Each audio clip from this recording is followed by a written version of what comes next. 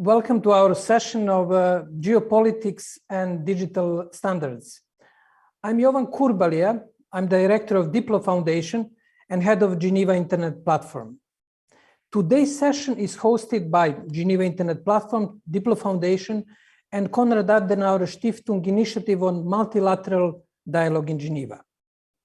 In a few minutes, you will hear more about the report, which is the result of almost half-year study on the question of digital standardization in general and the role of China in this ecosystem.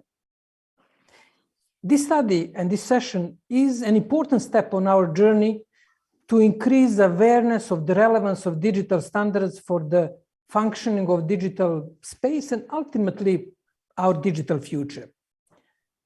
Today's session will be addressed by Mr. Olaf Więcek, Director of Geneva Office of the Konrad Adenauer Foundation, and Sorina Teleanu, a Senior Researcher at DiploFoundation and lead author of the present study. In a few minutes, they will tell us more about their perspectives and the details about the study. But let me reflect a bit on study and overall context. You will see in a few minutes, we had started to address one of the controversial issues in the current digital standardization debate. There is a lot of media coverage, there are many policy discussion on the raising role of China in digital standardization.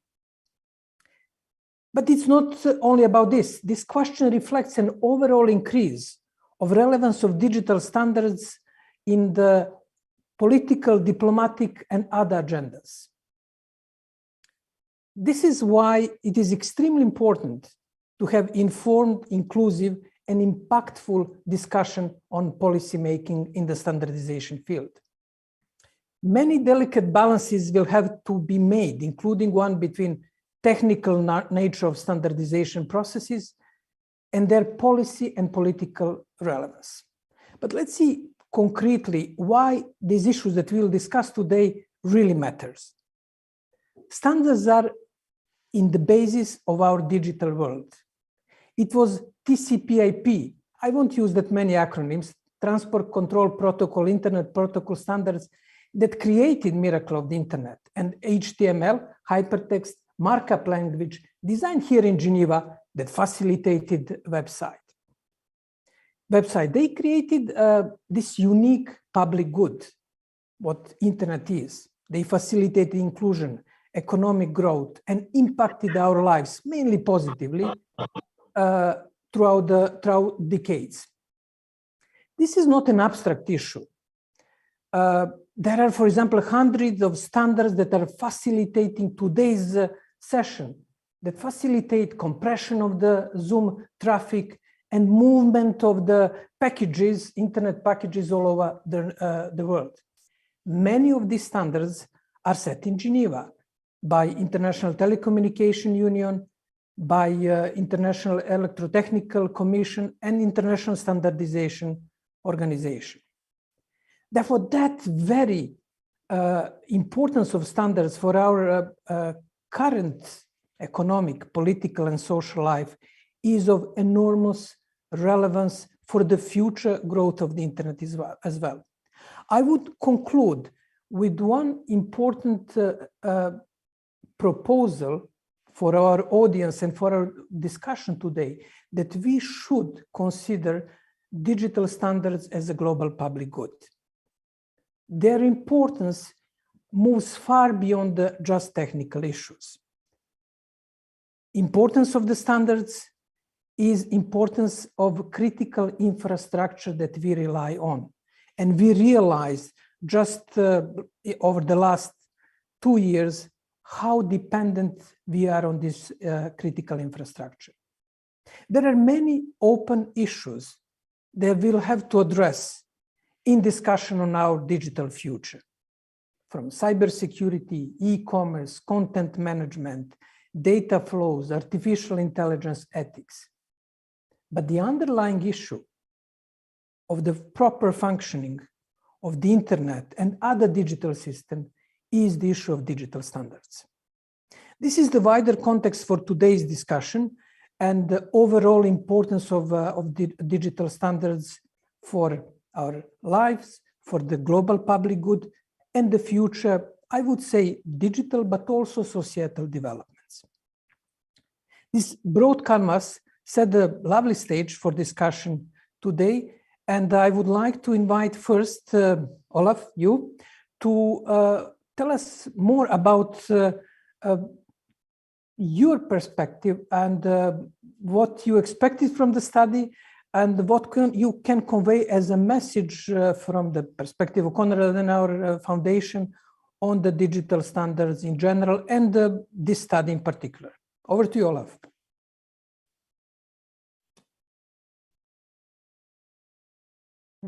Yes, thanks a lot. Can you hear me? Yes. I hope you can hear me. First, thanks a lot, Jovan. And first, I would like to thank, of course, a few people without whom this study would not have been possible. This is Kasia Gorgol and, of course, her successor, Cedric Amon, as research associates here at CAS. But it's most of all, of course, the author. So Sorina Telianu, who, in my opinion, or in our opinion, did an amazing job. But also big thanks to you, to the DiploFoundation, to Teresa and to you, Jovan, for this great cooperation.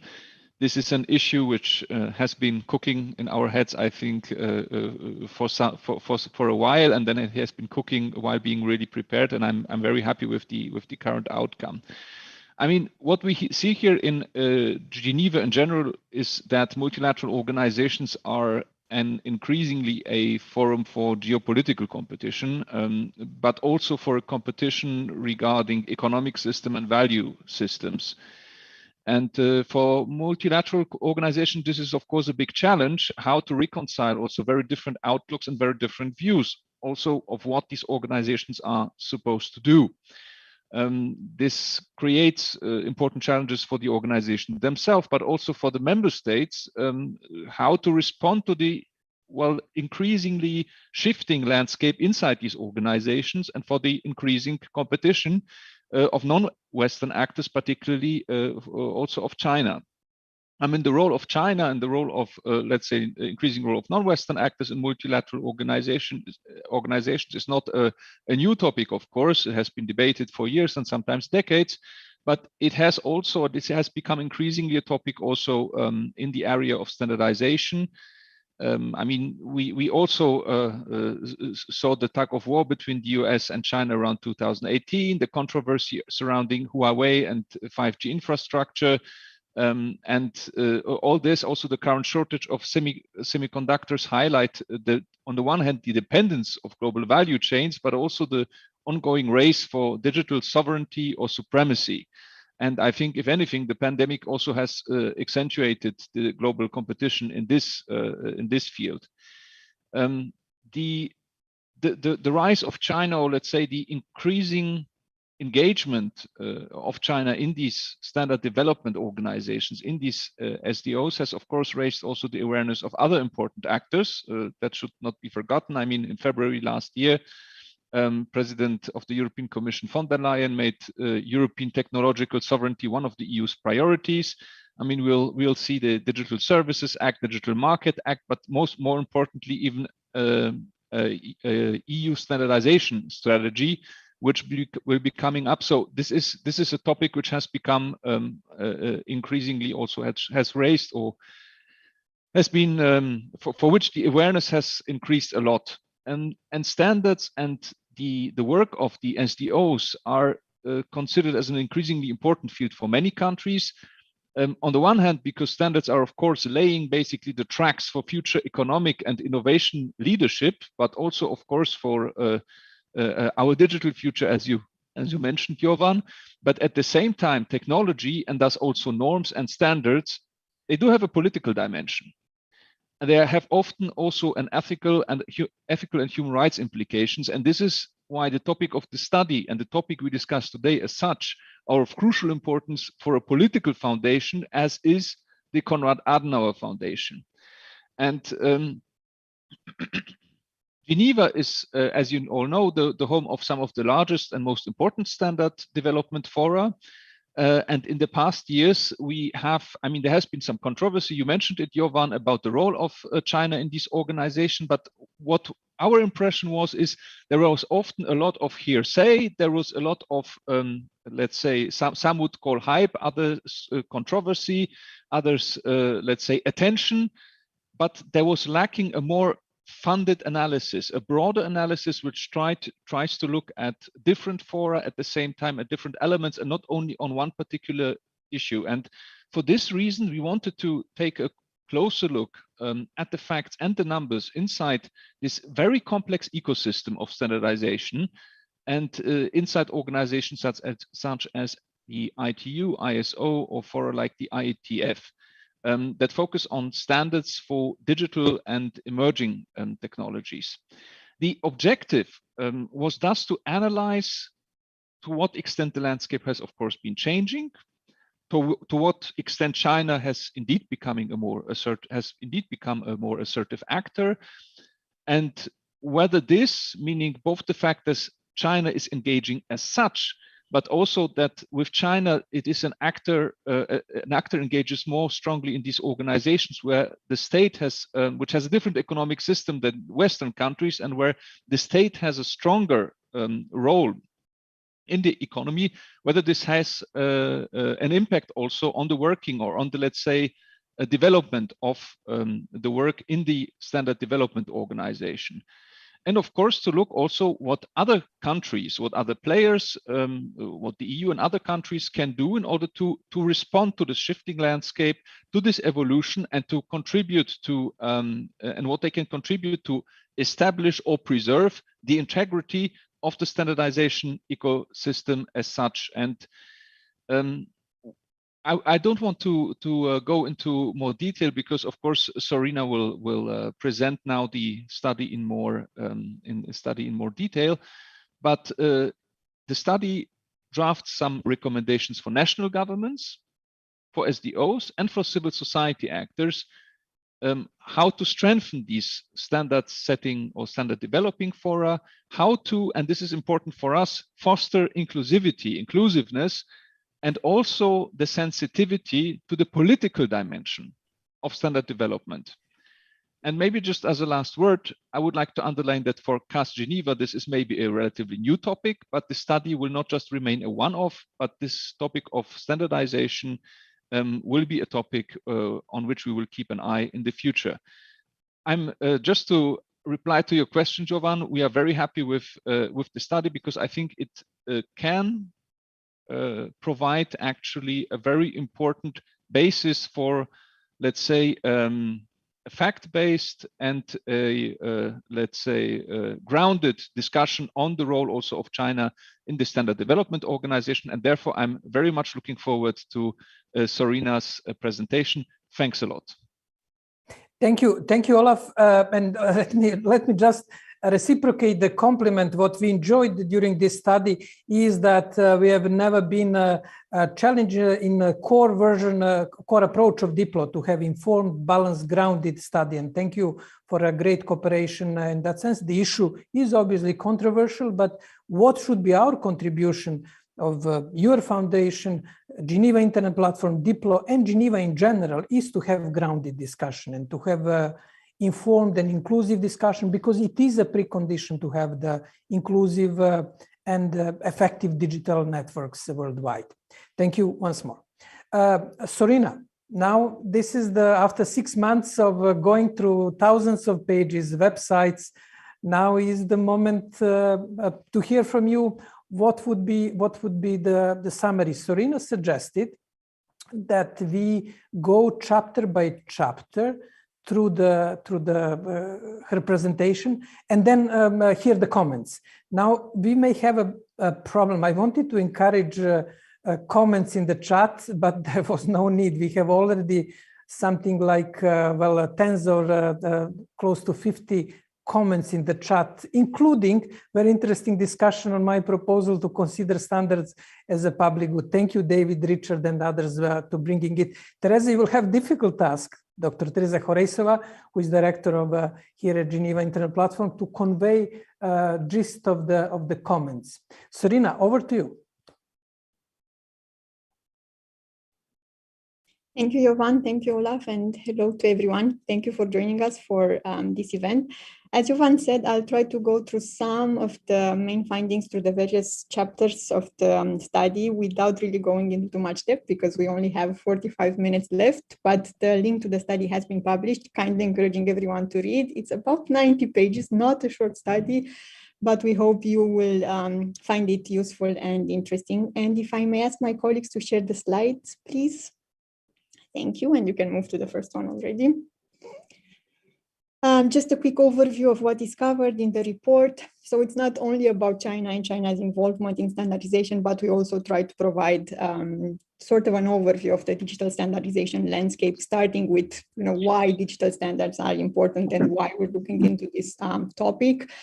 Then looking at the broader ecosystem, analyzing some of the organizations, some of the challenges that people say they face, and some of potential responses to those challenges. And then we look at China's role in shaping digital standards with a look at the national standardization system and then engagement in some of the standard setting organizations. We also try to shed, you can go back a bit. We try to shed light on some case studies of Chinese participation in standard setting, and we look at the probably now famous already new IP proposal, a proposal on facial recognition technology, and then something around broader involvement in setting standards for 5G, autonomous vehicles, and quantum. And then, as Olaf already said, we highlight some recommendations for broadly maintaining the integrity of the standardization ecosystem. So taking chapters one by one and trying to provide some of the findings. If we can move to the next slide, please. Why standards matter? There are really many definitions of standard. I just picked one to show here. Chen describes standards as technical documents which are designed to be used as a rule, a guideline, or a definition. And it is a consensus building and repeatable way of doing something. Again, there are many, many definitions. There is no such thing as a universal agreement on what standards are, but just this is just to basically set the context. Moving on, please. As I've said, we try to look a bit at the implications of standards beyond the technical ones that we are all aware of, like facilitating interoperability, ensuring some level of quality of service and experience, and more recently, ensuring some level of security and safety in how the technologies are being developed and used. On the economic side, we see the role of standards in supporting innovation, driving competitiveness, and facilitating international trade, basically allowing companies to export their products since technically, at least, they all abide by the same international standards. Then we look a bit at the relations between standards and regulations. Technically, standards are in general voluntary, so it depends on companies if and to what extent they follow them. But there are also instances when standards are related to government-led regulations. One example is China, where some standards are mandatory by default. Another example is the US, where some standards serve as basis for legislation. And of course, we also have the EU, where sometimes you would see standards referred into regulations issued by EU bodies, either as a mandatory way of doing something or as a way for companies to demonstrate that they comply with certain regulation if they follow certain standards. And sometimes the European standardization bodies would be mandated with developing some standards if they don't already exist at the international level. We also look a bit at what we call standards competition. And here what we try to highlight is basically that the mere adoption of a standard by a standard developing organization is not the end of the game. And what matters is market uptake. So sometimes we would have standards adopted by certain SDOs which never really make it to the market. Other times we might have different standards basically covering the same issue. And it is on the market to decide which of the standards they actually follow. We also look at standards and human rights because this is one of the issues that has been gaining quite a lot of attention recently. And what we're saying is basically the key theory, I would say, that technology is only neutral until it is used. And the same applies with standards. Standards can directly impact human rights or provide a broader context for promoting and or abusing human rights. And we do give a few examples in the study. If we can move on, please. And last but not least, we look at the politics of standardization. And that has already been said also in the chat. the connection between politics and standard is nothing new. What is relatively newer is how standards are now mentioned in quite a lot of geopolitical settings, meetings, and other frameworks. And we just give a few examples on this slide, and we go more in depth in the study.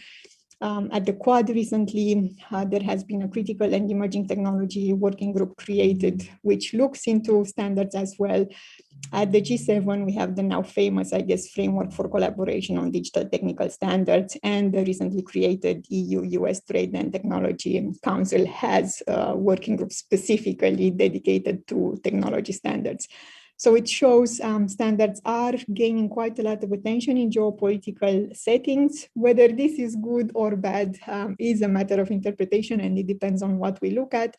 There are good sides of it. For instance, if there is more attention at the political level, this might mean that more resources are allocated to standardization processes, and this could drive more participation in international standard setting. But there are also risks like slowing down the standardization processes if too much focus is placed on geopolitical issues, for instance. And one key element here would be to find ways to bridge the gap between political actors and the technical community, especially when they both engage in standard setting environments. Moving on, please. I think we can stop here for a moment and see if there are comments from the chat, or if Jovan or Olaf would like to add something before we move to the next chapter. Sorina, just a few questions for you. The chat is becoming so busy. Teresa, if you can summarize what's going on, that would be great. But let me just ask a few highlights, Sorina, which are interesting and relevant. In addition to what we already know, this is this interplay between standards and other bodies. Whether it is human rights, we had an interesting initiative by European Union and Slovenian presidency to link trade attachés and the digital attachés. There was a very interesting event. But there is also standards in WTO activities, standards in cybersecurity. Therefore, standards are moving from the core technical segment as they are interconnecting different spaces. Could you reflect more on that? And I will ask Teresa for Mission Impossible to summarize the chat so far, or at least chat related to this segment. Teresa, over to you. Thank you very much, Jovan, and thanks to everybody who has been participating rather actively in the chat. Indeed, with the number of followers of the session, I will not be able to go to every single point, but let me give you a few kind of main ideas or topics. So, Jovan, your very initial comment on standards as global public goods actually raised some questions and concerns, starting from what do we actually mean by global public goods, and whether this is something that will just happen or should be rather enforced and centralized by a dedicated body. So already at the beginning, we got into quite some controversial comments. Further on this note, there were questions such as when different countries have different cyber infrastructures and standards, how can we decide what actually is the public goods kind of globally? Other very practical question was how to actually realize standards as public goods in practice. How could it actually work? Because this is such a dynamic area with so many actors and processes involved. Another track of discussion was focused on the origins of internet standards. A few comments were on the need of security standards, or rather complicating it further on the implementation side or development of standard side in kind of the lack of incentives to implementing proper security standards. There was also a very good point on the fact that we have chosen China, obviously, as a case study for our report. Why was there not enough attention given when the dynamics the tech dominance dynamics was different, such as with the role of the United States in the past? And the last track of comments that I would like to bring in was on the voluntary standards versus standards that are mandated or enforced by governments, and the related questions on the role of manufacturers in setting standards. And then we got into more interesting points, such as whether standards are neutral or whether they actually have potential in them to possibly violate human rights. And obviously another more philosophical question that was raised, whether technologies per se can be called neutral. I'll stop here. I'll keep monitoring the chat further and looking forward to reflections of our speakers. Thank you, Teresa. That's really, really interesting. Initial question was controversial on purpose, and I'm happy that we sort of make this Zoom discussion interesting. On the focus of the study, we decided to select one of the most controversial issues of our time, which is the question of participation of China, because this is the issue which is in the focus of different media. But it is just the first step. We are going to cover complete standardization ecology. And for example, one big issue of the missing participation of developing countries. And developed countries, you mentioned, United States, European Union, India is important actor in this field. Therefore, this is the first step. We started with one of the most topical and controversial issue, and we'll be moving further on. Great questions in the chat. We will probably try to summarize them in the follow-up because we have only 45 minutes. I won't take any more from Sorina's time. Back to you, Sorina.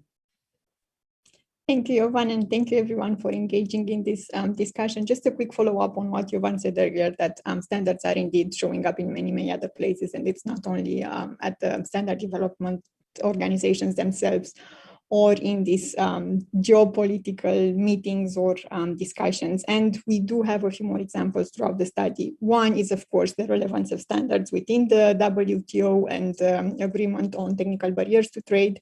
And I'll talk very briefly about it in the upcoming slides. And another quite recent example is a resolution adopted by the Human Rights Council, which asks for more in-depth look into the connections between standards and standard-related discussions and human rights, basically encouraging for more linkages between human rights processes on the one hand and standard developing ones on the other hand, which I think is quite important to look at. And also it's really good that these kind of organizations are realizing the relevance of standards beyond their technical value. Kindly moving on to the next slide, please. As we've said, Olaf has said, Jovan has said it also, the environment for setting digital standard is quite complex. We look at what it means. Our focus is on a few of the standard setting organizations, but we start with providing a bit of a broader context on how this all works. So we have quite a lot of standard development organizations with diversity of membership structures, different working methods, rules, and procedures on how they develop the standards and how the standards are finally approved. We have the three key SDOs, which we might call formal because they are basically recognized, and that's the IEC, ISO, and ITU. Our focus is on ITU-T. The so-called quasi-formal SDOs, and here our focus is on IETF and 3GPP, but IEEE and a few other organizations are also mentioned throughout the study. And then we also have quite a lot of industry forums and consortia, which are focused on developing mostly standards for specific technologies, or in some cases, even one single standard. So you would have one organization formed to develop one standard, and then once the standard is developed, basically the work stops. What's interesting about this industry consortia is that sometimes the industry would prefer going there to develop a standard, because they would say, well, that's faster, that's more efficient, and we really only care about that particular standard. So whatever happens everywhere else, well, we'll see, but not within, it's not within our immediate focus. States and non-state actors participate in standard development organization driven by a combination of technical, economic, and or geopolitical interests. And that is also reflected in how the standardization ecosystem is basically evolving over time. There is quite a lot of focus placed by many entities on the three organizations, IEC, ISO, and ITU, because of their relevance in the TBT agreement at the WTO. I've just mentioned it. Basically, the agreement calls on countries to base their regulations on international standards as a way to prevent unnecessary barriers to trade.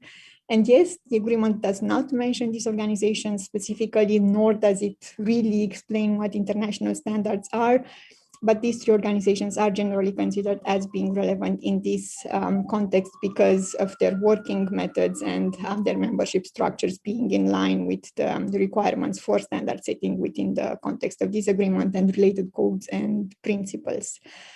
As I've said, the ecosystem for setting digital standard is highly dynamic, and it's mirroring the interest of key actors and also the competition environment in certain industries.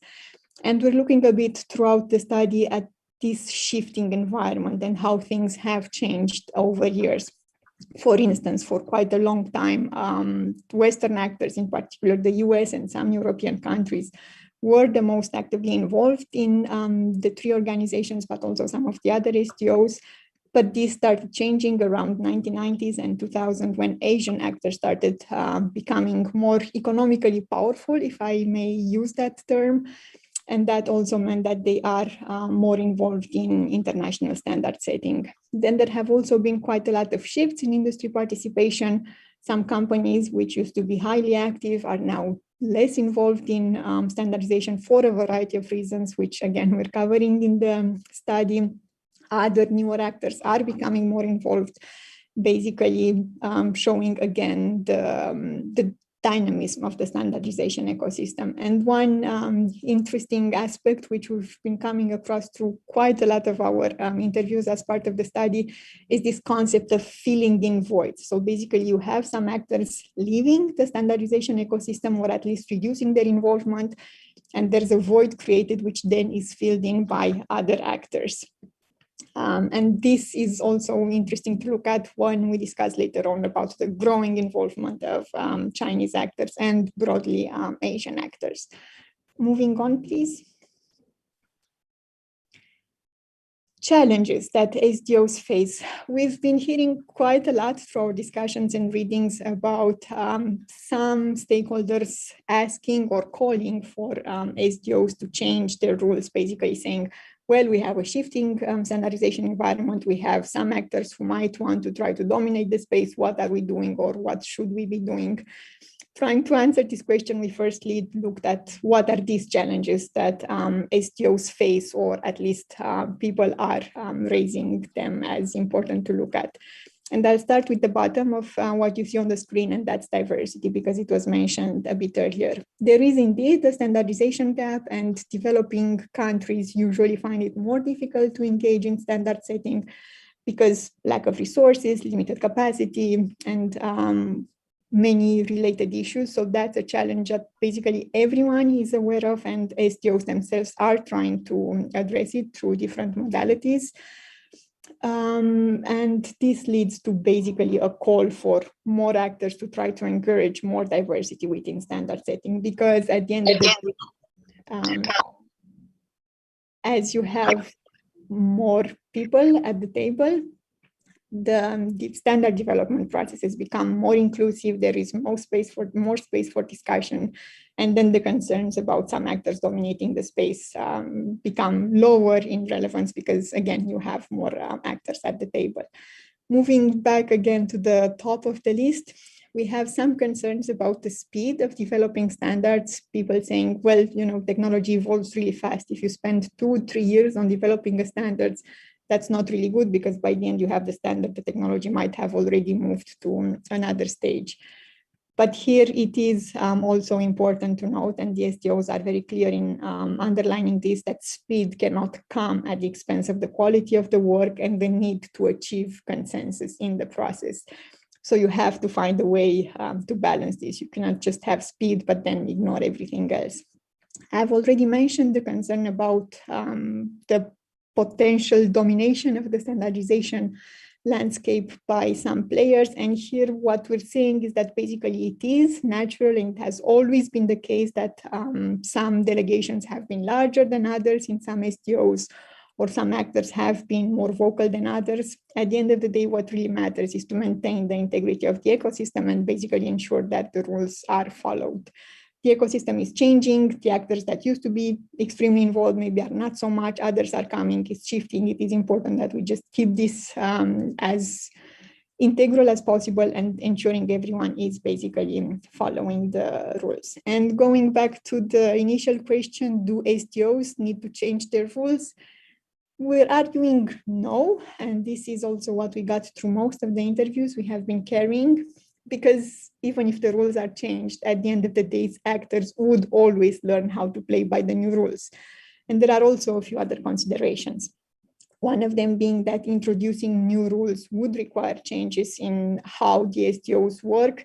And once you open this up, you might get proposals for other changes that you might not like. So maybe it's really not such a good idea to start this discussion. And then the final point is that if we really want new rules to bring some sort of improvements to the standardization ecosystem, whatever those might be, then we would need to ensure that those rules or new rules are applied consistently across the whole ecosystem, because otherwise we get back to concerns about forum shopping and application of work and related issues. And this again becomes an increasingly complex and complicated matter. Moving on. Okay, I'll stop here again for a while and see what we have. Thank you, Sorina, for now completely painting this canvas. There were, again, interesting questions. Teresa answered some of them. I would like also to see, Olaf, if you would like to comment midway through the presentation, or we just continue. Please let me know. Continue for now, but I could weigh in at the end. There are one or two issues I would like to. Thank you. Teresa, anything echoing in this very busy chat from discussion and comments, which are becoming longer and longer? We have almost essays in the chat. Therefore, I'm sure that it's not easy to follow all of these threads. Over to you. No, well, thank you very much, Jovan. There were good points, as always. From this segment, that we covered since I last jumped in was again on the neutrality, on standards, on again the issue of choosing specific countries. Why not actually dealing with the another very pressing issue, such as non-participation of developing countries in the process. So that's maybe something we could jump on later. And I will share a quote that Jim shared from Andy Tannenbaum from 1980s, actually, who said, the nice thing about standards is there are so many to choose from. And if you don't like them, there will be new ones next year. Okay, that's sort of interesting, but I would say controversial quote, because it goes against what Sorina said about risk of so many standards and standard shopping. Exactly. But diversity is, I guess, welcome. Sorina, please go ahead with the next segment of your presentation. Thank you, Jovan. Thank you, everyone. Yes, we're moving to the part about China, and here what we wanted is to first provide a bit of a context of the standardization system at the national level, and then look at Chinese involvement in some of the standard setting organization. I'll try to go very quickly through some of the characteristics, I would say, of the national standardization system in China, and then we move into participation in SDOs. We've explored quite a lot of documents which talk about standards, be they specific standardization strategies or references to standards in other economic or industrial policies. And here are just a few quick findings.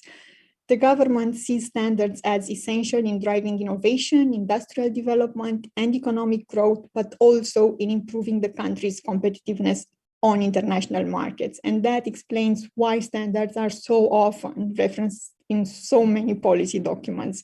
Again, not only those specifically related to standardization or standards priority. The broader standardization strategies is aligned with the two markets, two resources approach. And basically the focus is, on the one hand, on strengthening the national standardization system, and on the other hand, on advancing engagement in international processes. The national system itself has been undergoing quite a few changes recently. We go into more detail in the study. Just briefly, there are two broad types of standards. First, the so-called state-led ones, which are developed under the coordination of state bodies. And here we have mandatory and voluntary national standards. We also have sector standards and local standards, the last one being voluntary. And then we have market issue standards, which are developed by the industry, association and enterprise standards. And we do have an annex in the study specifically dedicated to this, and we explain a bit in detail what every of this type of standard means, who's developing it, and how. As I've said, the overall policy framework is shaped by this new standardization law, but also by a series of other policy priorities, which are set periodically by various government entities like the State Council or the Standardization Administration or the Ministry of IT. And also, it is important to note that these standardization objectives are also closely connected with industrial and economic policies. As I've said, you would see quite a lot of references to standards in documents such as Made in China 2025, which is basically the manufacturing strategy of China, and the recent 14 five-year plan for national economic and social development. Moving on, please. We're moving a bit into the international engagement and the policy that drives this international engagement. And what is at the core of this policy is what we may call an opening up of the standardization system. And here we have three key pillars. First is active participation in international standardization. Then we have strengthened bilateral and multilateral standards cooperation. And finally, the harmonization of Chinese and international standards through, on the one hand, the internationalization of Chinese standards and technologies, and on the other hand, the transposition of international standards at the national level. China's growing involvement in these international SDOs is basically the result of quite concentrated efforts and a lot of strategic thought put into it, and is driven by what we may call one essential goal, and that's basically the country wanting to shift from being a consumer of international standards, as it has been for many years, to becoming a producer of standards and to some extent an exporter of standards. And this goal is reflected not only in engagement in international organizations, but also in regional and multilateral initiatives such as the Belt and Road Initiative and cooperation through other frameworks. Moving on.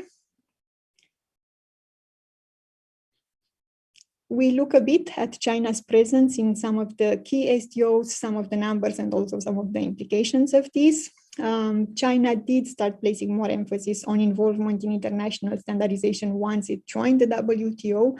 And I've already explained why standards are relevant in the WTO context, so moving on. Just a few numbers, and this slide looks a bit old, but I'll try to go through it. At the ISO, China is a participating member of the largest number of technical committees and subcommittees. These are the bodies where standards are basically developed, and it is closely followed by the UK and Germany. When it comes to secretariat positions, basically the role in contributing to the development, the running of these technical and subcommittees, China only comes in the 6th place after Germany, the USA, Japan, France, and the UK. What's interesting to note here, and we'll have a slide later on, is that the evolution of secretariat positions within China from 6 in 2000 to 68 in 2021, basically reflecting the policy goals we've mentioned a bit earlier. We've also tried to look a bit at what we call digital-related technical committees and the ISO, so not only the broader picture of everything that happens there, but also a bit of focus on digital. Again, this analysis might be a bit subjective because we were just picking what we thought is relevant for digital, but it is an interesting thing to look at. Here, China holds the secretariat for only 7% of the technical committees we looked at, and the leaders are, again, the USA, Germany, and Japan.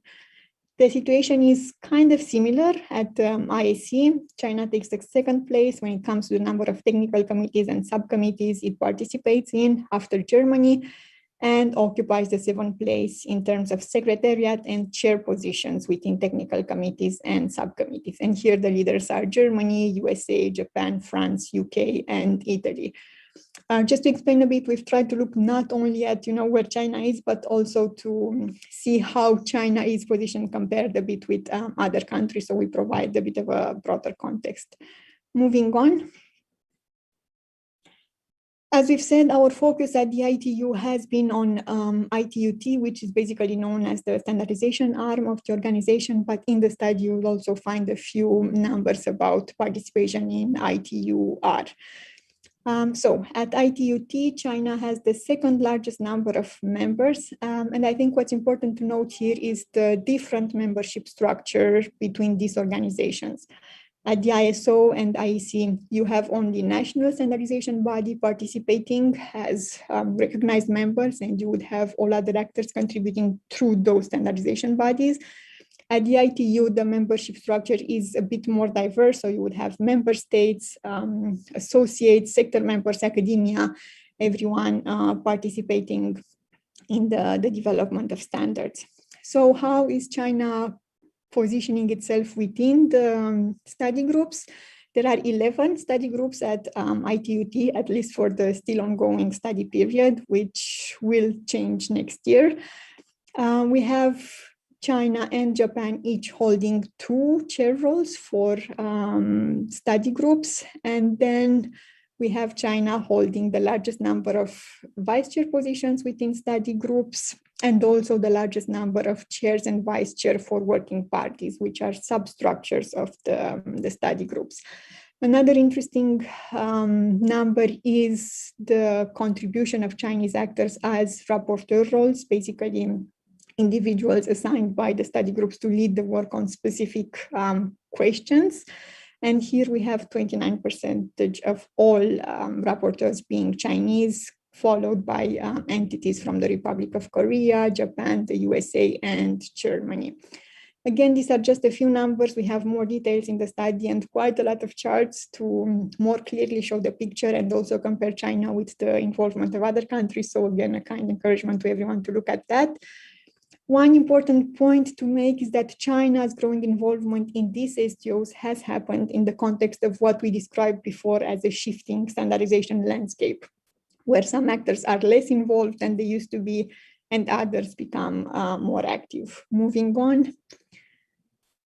Just a few charts to show this shifting standardization landscape. Here we have an evolution of the secretariat positions held by selected countries at the ISO. I'm not sure how clear it is on the screen, but again, you will find this in the study. It's basically showing an increase of Chinese roles, secretariat roles for technical bodies, but also showing that China is not the only one with such an increase. We also have Japan and the Republic of Korea, for instance. And another interesting line in this chart is the number of such roles held by US entity. And you can see, I hope, the green line going a bit down year after year. Moving on. This is probably even more difficult to see. This is a comparison of chair and vice chair positions within ITU study groups and working parties, and also rapporteurs between the 2001-2004 study period and the current study periods, 2017-2020. And here again, you can see some quite notable changes, not only China, which again is the focus of our study, but also look at the USA contribution, the role of USA entities in some of these leadership positions considerably lower now. Look also, for instance, at the UK, much less representation, but also look at the Republic of Korea, which now has considerably more representation in these roles. So again, just a bit of showing how this landscape has been shifting over years. And moving on, one last slide, showing the contributions to documents put forward at the IETF. Here we look at document authors per country, and the 2 main lines you see on the screen are basically US contribution, which is going slightly down, and Chinese contribution, which is going slightly up year after year. Moving on. Yes, so we looked at the numbers, but then we also tried to explore a bit some of the criticism that various stakeholders are bringing to Chinese participation in standard setting organizations. And we take some of these elements of criticism and try to unpack them a bit. And there are details in the study. Now I'm just touching a bit the surface. One of the concerns is that there are many proposals coming from Chinese entities, often of low quality. Now, looking a bit into the data, yes, one can argue there are quite a lot of standard proposals coming from Chinese actors, but this can be seen also as simply a natural reflection of the policy that the Chinese government is pursuing, and also the interest of Chinese companies to be more actively involved in standard setting. So you cannot blame someone for, trying to be more active. And also it doesn't automatically mean that there is an overarching strategy to just put forward a proposal and block the work because everyone will be busy with this. There are different views on the quality of the proposal. Some people are saying, yes, there are too many, some of them are trivial, it takes away time to discuss them. Others are saying, well, it's not only for Chinese actors, it happens for many of the actors to come up with proposals which are not extremely technical sounds, but that's how standardization works. And it is also a learning curve. So we might see things changing, and we're actually seeing things changing. This is what some people are saying. There is another concern about Chinese actors potentially abusing a leadership position within the technical bodies of the standard setting organizations. But here again, our finding has been that consensus rules are generally seen as functioning relatively well in preventing any one actor from gaining an advantage because they have large delegation or hold leadership position. And it's again going back to the discussion we had earlier about diversity. The more actors you have at the table, the less chances you have for any one actor to try to dominate the space. And another criticism that it sometimes brought is that Chinese actors might be violating the spirit of standard setting organizations. But here again, sure, there are concerns, and many of them are still open to debate. At the same time, they do not mean that Chinese actors are not playing by the rules or breaking the rules of standardization. Moving on. Next slide, please. Thank you. Let me stop a bit before I go into these case studies, which I'll pass through. No, we have 8 minutes, so quickly. We have covered, as I've said, 5 case studies in the report, basically trying to go a bit beyond, let's say, hype around some of these proposals and try to provide as many sides of the story as possible. And one example is the new IP proposal, which was about designing a new protocol or a new architecture for the internet.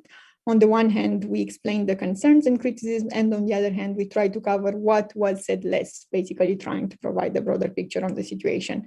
If we can move on, we did the same for a proposal on facial recognition in visual surveillance, which was brought forward at the ITU. And here again, we look at the concerns and criticisms, but also at what was said less. For instance, facial recognition is already being deployed. Standards have already been discussed. So it is important that we look at the broader picture and not only at one specific proposal coming from one specific actor. Moving on, we also looked at the broader participation of Chinese stakeholders in setting standards for 5G standardization, for 5G technology, for self-driving vehicles, and for quantum, basically showing how the actors are, on the one hand, trying to get more involved in the standardization of technologies that have been around for quite a while, but also how they are trying to have a say in the development of standards for rather newer technologies where the standardization processes are still being developed. Moving on. Implications of China's growing involvement in international standardization. Moving to the next slide. I'll skip this because we have 7 more minutes, but kindly encouraging everyone to go to the report. Again, we're trying to look at the good implications of Chinese involvement and then analyzing some of the concerns that various actors are raising. Moving on.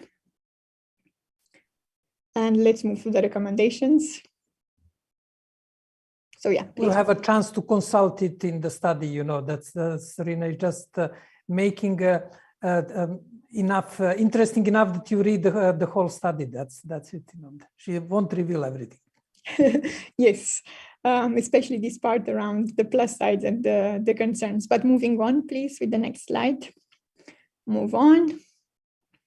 We're also trying to look a bit at how we might want to approach the Chinese involvement, because there is this broad discussion of do we need to react? And if we react, how? Again, I won't reveal, but I guess you can already see on the slide what we're trying to say. So do read the study. And the final part of our study is a set of recommendations. As Olaf mentioned at the beginning, we thought it's really important that we look at the broader picture and we not focus on how to react to Chinese involvement or the involvement of any other actor, but rather try to highlight a few recommendations for how governments themselves, other participants in standardization organizations, and the STOs themselves, what they can do to preserve the integrity of the ecosystem. And we cover quite a lot of issues, from, again, encouraging diversity and the participation of actors less represented, to encouraging more awareness raising about the importance of standards and the multiple dimensions, and also facilitating a bit the understanding of how the various STOs work and where are the elements of convergence between their work. And I will stop here because we only have 5 minutes. Thank you, everyone. And yes, sorry we didn't have time to go more in depth, but the study is there. Good. Thank you, Sorina. I'm sure there will be many questions. We have with us very with audience and experts, but there is one organization, one expert with whom we interacted quite a lot in the preparation of study and general comments on standardization. It's Bilali Yamusi from ITU, from the Bureau for Standardization. Bilal, what would be your reflections so far on the study and the presentation by Sorina, and any other comment? Over to Bilal. Unmute yourself.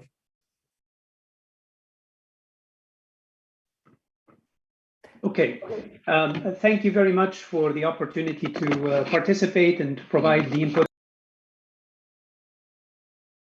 We lost your voice again.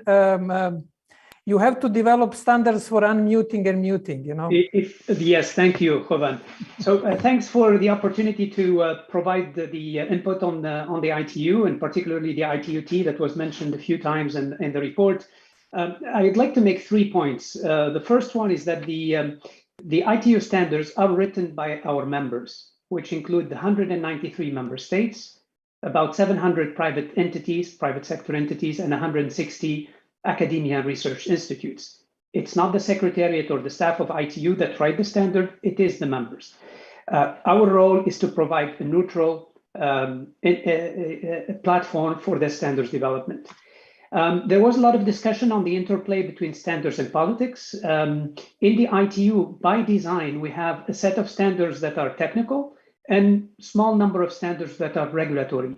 And the two have different approval paths. One, the traditional approval, where we consult the member states, and the other is the accelerated approval process, or AAP, for technical standards. The next point is that all the decisions are made by consensus when it comes to international standards. So the new IP example that was given is a case in point that the decision is made by consensus. Every member state or company in the ITU can make a proposal, and it's up to the study group to accept, amend, or reject the proposal. And this is the case in point in terms of the consensus building and the equal footing of all member states and all private sector companies in the ITU. Finally, to the developing countries, bridging the standardization gap has been a major priority for the ITUT. We have increased the number of developing country participation through regional groups and hands-on training. And we look forward to continuing that as a primary objective, because we believe as companies from these developing countries participate, it increases their economic output and participation on the international platform. So hopefully these comments can round off a lot of the discussions that I have seen on the chat, but our role as the Telecom Standardization Bureau is to provide a neutral, impartial platform for standards development, as we have been for the past 155 years.